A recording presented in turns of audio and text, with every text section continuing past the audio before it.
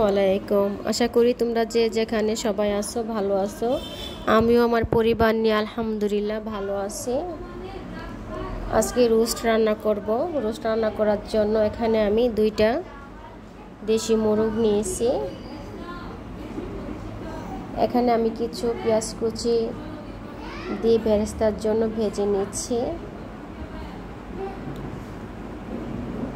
আমি অনবরত নাড়ছি যেন পেঁয়াজের বেরেস্তাটা পুড়ে না যায়। দেখা যাচ্ছে পেঁয়াজের বেরেস্তা যদি পুড়ে যায় খেতে তিতো লাগবে, মজা লাগবে না খেতে। কিছুটা লালচে কালার হয়ে আসছে, আমি আর কিছু সময় ভেজে নেব। পেঁয়াজের বেরেস্তা ভাজা হয়ে গেছে, আমি একটা পাত্রের মধ্যে নিয়ে নেব। পেঁয়াজের বেরেস্তার যে এক্সট্রা তেল, এই তেলটা কিন্তু আমি চেপে বের করে নিয়েছি। পেঁয়াজের বেরেস্তার যে তেল ছিল ওই তেলের মধ্যে কিন্তু দিয়ে রোস্টগুলো আমি ভেজে নিচ্ছি। আমার কাছে দেশি মোরগ দিয়ে রোস্ট রান্না করলে অনেক ভালো লাগে। আজকে দেশি মোরগ দিয়ে কিন্তু রোস্ট রান্না করছি। তোমরা চাইলে সোনালি দিয়ে ব্রয়লার দিয়ে কিন্তু রোস্ট রান্না করে নিতে পারো। আমি আজকে দেশি মোরগ দিয়ে রোস্ট রান্না করছি। ভাজা হয়ে গেছে, আমি সব রোস্টগুলোই তুলে নিচ্ছি।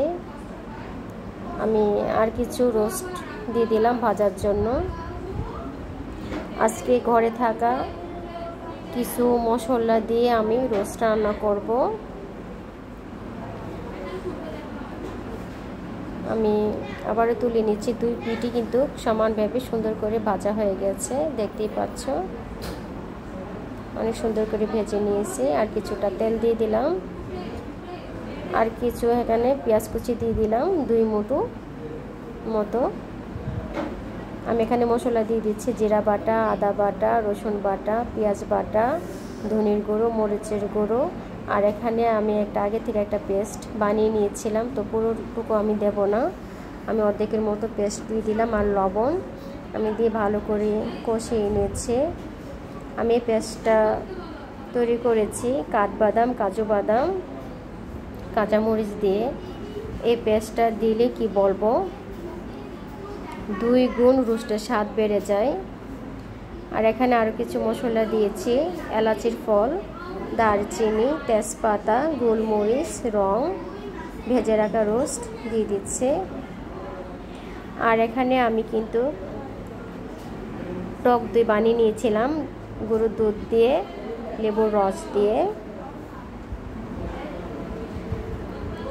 আমি আগেই বলেছি যে ঘরে থাকা কিছু মশলা দিয়ে আমি রোস্ট রান্না করব।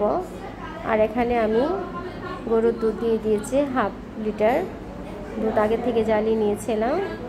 আর কিছুটা কাঁচামরিচ দিয়েছি, আর কিছুটা চিনি দিলে কি হয়, রোস্টের স্বাদ কিন্তু আরও বেড়ে যাবে।